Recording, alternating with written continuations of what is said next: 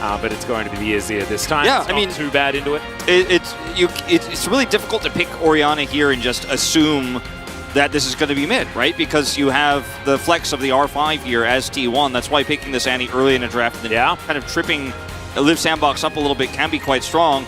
And you don't want to, I mean, you can play Annie into the Azir, but it's very tricky, as we've already seen this season.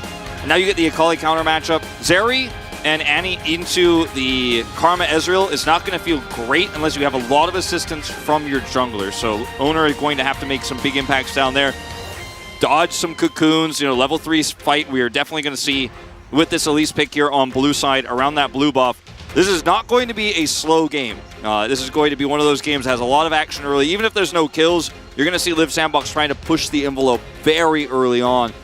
As the win rate for Annie for Keria is not quite as high, but he has played 4 games in solo queue. Of course, we're not able to see what the results have been like in scrims, so he's obviously been doing a fair bit more practice than just solo queue. I sold it for $50 to a guy that wanted the parts when I moved to Korea. Good call, good call. Yeah, I was lucky to get that. I think I was going to have to pay some guy to take it away. So you went down to the station and sold it for, you were talking to some shady characters. You had to sell your speeder to I did. Falcon to get to Korea. And yeah, I didn't have enough power converters.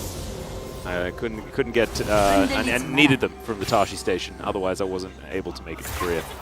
Wasn't attacked by anybody or anything on the way there. Like that are missing now from the Spider Lady. But T1 in a great position as Ona lands the Q. I love this guy's Lee Sin, man, as he flashes on top of the Azir, but it's a decent little snare, but he was holding onto the turret aggro. Faker didn't want to flash. He saw that the turret shot was in the air, so didn't want to waste it. Well, that's a kill going over to this Elise. An assist picked up for Closer. Could have been a lot worse. Really nice play there from Willer, who is able to realize quickly enough to get over there for the cocoon. Does hit it. And Owner's such a bro, man, tanking it for so long. But yeah, it was very close. There's the heal. Goomer's in trouble. Envy and Kyle, this is very reminiscent to game number 1. And throw away the summoner spell. Yeah, I think it was the right call. Yeah, and gets himself a kill in the meantime. So First Blood certainly going to make that one worth it. As Kyle just throws out a Q, having a good time.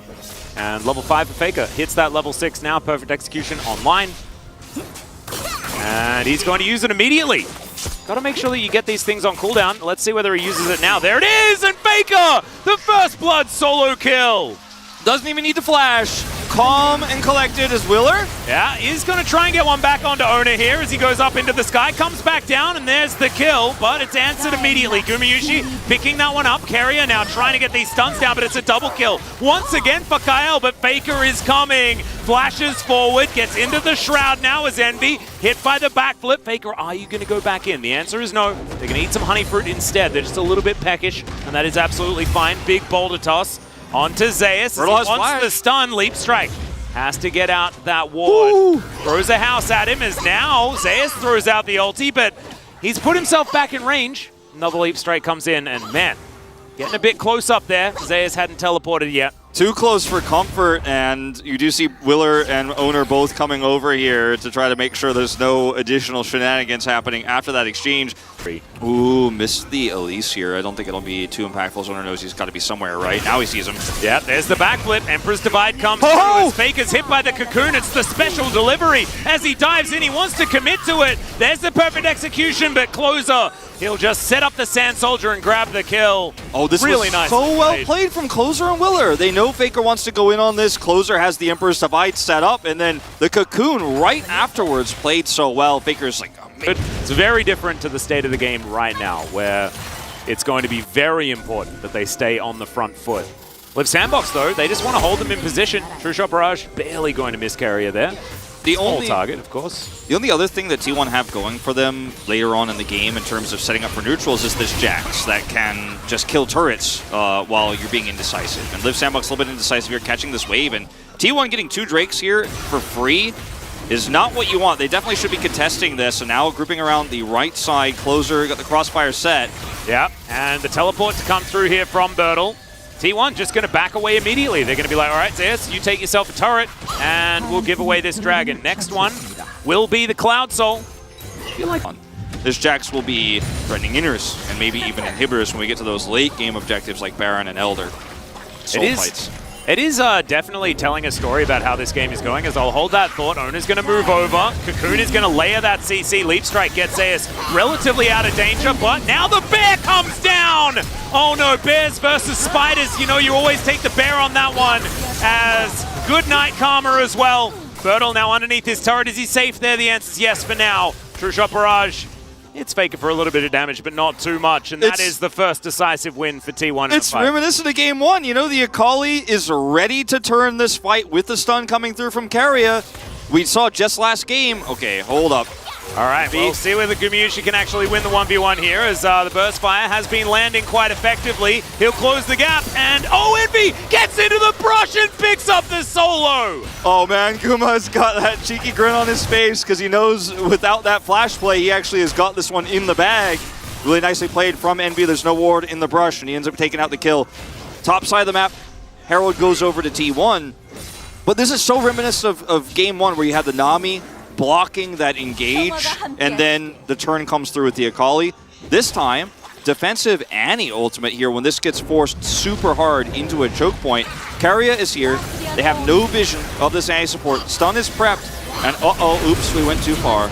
And then Zeus gets out, and look who's coming. Akali, this time it's Faker, not Closer. I mean, both of these game ones and threes have such parallels in how these fights can go. Yeah, let's have a look at this fight one more time, though, because a few of these Qs went wide, and if he lands one extra one, guys, it is a dead Ezreal. And a few of Envy's Qs like blocked by minions and stuff. He plays it so well. 진짜 말도 안 된다. He's like, I can't no way. believe it. Yeah, on a flank angle. Yeah, True Shot Barrage going to find Ona, but he's not going to worry about it too much. Shirley gets a bit of a headache, and now the Drake going to be considered. T1 should be in position to collect that. Liiv SANDBOX might take the mid lane outer turret as tax, unless Gumayusi Keria can hold on to the wave. And it looks like they should be able to do so while they manage to take down the dragon. Don't think they could start Baron, but looking for a pick here potentially on the Keria, but he's got that defensive stun, so very difficult to pull this off. And T1 playing this perfectly, you know, sending just enough damage to Drake while making sure you've got this Baron scouted out, while having Keria in the perfect position to deny any siege of that turret. And yeah, Gnar gonna get some damage on top side, but very insignificant compared to what T1 get here. And they're even gonna be able to defend this with a TP. Yeah, teleport comes through from Faker. Holds onto that top outer turret. Gnar can now move into the river, and this does give them enough space to grab the outer turret. But the Ezreal poke is gonna come through as this is greedy. There is a ward here on this Baron. Yeah, they have full vision of what's going on here. They don't know where Keria is. Willa can dive in, and it looks like T1 are just baiting a team fight. They just want to be able to get a turn, as there's the Flash Bear. They'll dive on top of Envy, who uses all of his dashes, but he cannot escape. Kyle, so incredibly low, and Faker just dives on top of him. Willa gonna get taken out as well. That turn was just beautiful, and T1 will now take the Baron for real. And this is one of those moments where if you're in the coaching booth, you're gonna be screaming and pulling your hair out as Liiv SANDBOX. You knew Keria was on the edge there. You saw him for just a brief moment. You were checking constantly with those Qs. You had the Spiderlings coming in to try to identify him. You saw him once. And it's Envy, who's caught by the Flash Engage, the one person who cannot be caught by this Annie. Envy steps one step too far forward.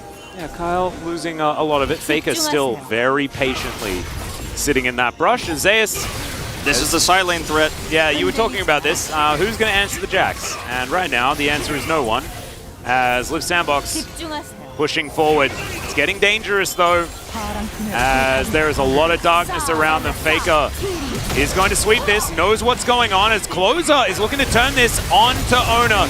Can the kick actually work out is the question. The answer is absolutely not, as Faker dives on in onto Envy. The backflip is nullified as Faker goes golden as well. True Shot Barrage is timed a little bit off, but Closer's still going to dive in on top of him. That backflip, just barely missing, and Keria locks down the kill on the Ezreal in the end, and now Zeus looking to tidy it up. Man, it was so close to Liiv SANDBOX finding it, but it's just not quite enough, and these wallets are pretty heavy. I mean, Envy has had so many heroic plays. His 1v1 against Skooma, his ability to outplay there, the flash was beautiful, but the true shot is mistimed, and he's caught out alone there as they failed the chase because of that missed true shot, and T1 have this map unlocked. Multiple inhibitors going down now. And, I mean, Envy, 100% he's a cool kid, like, no doubt, but a bit of a panic in this one. And Liiv SANDBOX, the base is in tatters. This is sole point here for T1. They could just kite back to the Drake and take that Cloud Soul. Baron is also up, so everyone needs to reset. They need to make sure they can set up vision here so they don't get traded by Liiv SANDBOX. But this fight was a little bit sloppy, and this is one of the best ways you could disengage with this composition as Liiv SANDBOX to just chase the flanker and kite back. And look at Kyle here setting Envy up for success. Envy with a stopwatch timing here that's perfect. Faker has to also match him. And then the True Shot Barrage missing here. It's so huge because Faker being alive, he chases over the wall there, gets Jackson. Okay, this is it. This is your last chance, Liiv SANDBOX. Yeah, Liiv SANDBOX are going for it. And Willa, he's landed a few of these. Let's see whether he can get it. Azeus, he runs at the enemy team and then ends up in the Baron pit. It is going to be secured by Ona. Willa goes golden, but he's now just in the back of this pit and all hell will break loose. Kyle going to be targeted by Ona, does manage to make it out at least for a moment, but I think that is just it. There is the ace. T1 will move to sole possession of first place here as they round out the first round robin of spring 2023 with a victory. Carrier looking like he's probably going to pick up the solo POG tonight. Atlas with this performance on the Annie, catching Envy out. Liiv SANDBOX so close. Yeah. But so far, and I mean, game one, you crush T1, you deal with their defensive aggression. Game two, you get absolutely obliterated. Never a chance, never a prayer. And then game three, the one even game we have, the one game where it's back and forth and everything's going right. You're hitting that chip damage, you're matching Faker, you know where Carrier is, you're not going to get caught by that Tibbers. You made one mistake top side, but you were pushing to stop that Baron turn and you had everything right. And then Envy just steps forward one more time.